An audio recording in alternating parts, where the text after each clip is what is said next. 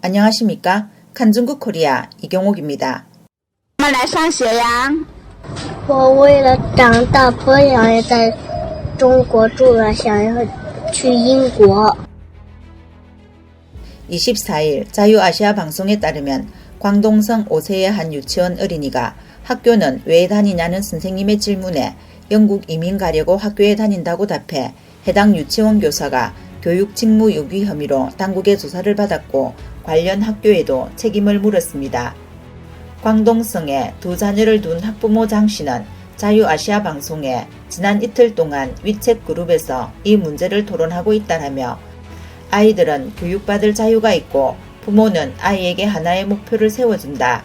우리 아이에게도 어릴 때부터 국내가 아닌 해외에서 공부하라는 말을 했다. 아이가 무슨 말을 해도 유치원의 문제가 아니며 아이가 무슨 말을 해도 책임지지 않아야 한다. 유치원의 업무는 아이들을 돌보는 것인데 정부는 이데올로기까지 책임지고 있다라고 말했습니다. 이에 대해 트위터 계정 로샹은 22일 세계 최연소 중국 모욕자 이놈 난놈이네 세계 최초 최연소 중국 모욕자 기네스 세계 기록을 신청할 수 있다라며 비웃었습니다. 어떤 네티즌은 아이의 말에 그리낌이 없다. 말을 잘못해도 죄가 없다.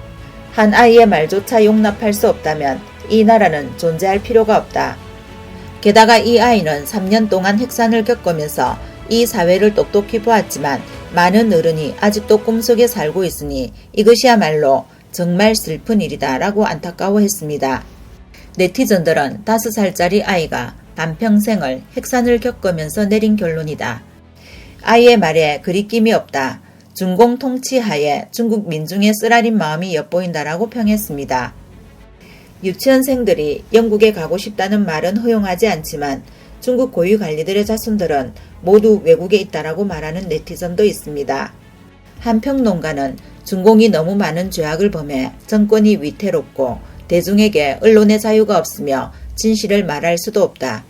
중공은 중국을 모욕하는 발언을 발견하면 즉시 조치하고 봉쇄한다. 심지어 폭력을 쓰거나 사람을 감옥에 가둔다라고 말했습니다. 미국에 본사를 둔 중국 보도매체 차이나 디지털 타임스에 보관된 세계의적 2022년 100대 중국 모욕 분자 조사는 소위 중국을 모욕한 인물 100명과 사건 약술 등을 모았습니다.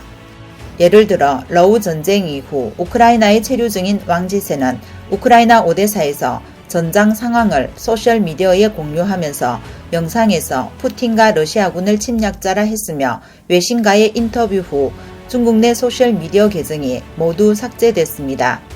또 아베 전 일본 총리 암살 직후 미국으로 이주한 중국 유명 배우 류리핑은 애도의 뜻을 전했다는 이유로 웨이보에서 차단됐습니다.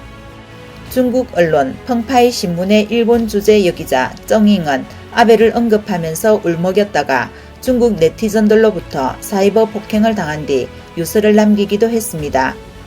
서원잉 탕산사범대학 교수는 아베의 죽음에 기뻐하며 손뼉치는 샤오푸농들을 호되게 꾸짖는 글을 웨이보에 올렸다가 제명당하는 등 다양한 일로 사람들이 봉쇄됐습니다. 이번 영상은 여기까지입니다. 구독과 좋아요는 격려입니다. 시청해주셔서 감사합니다.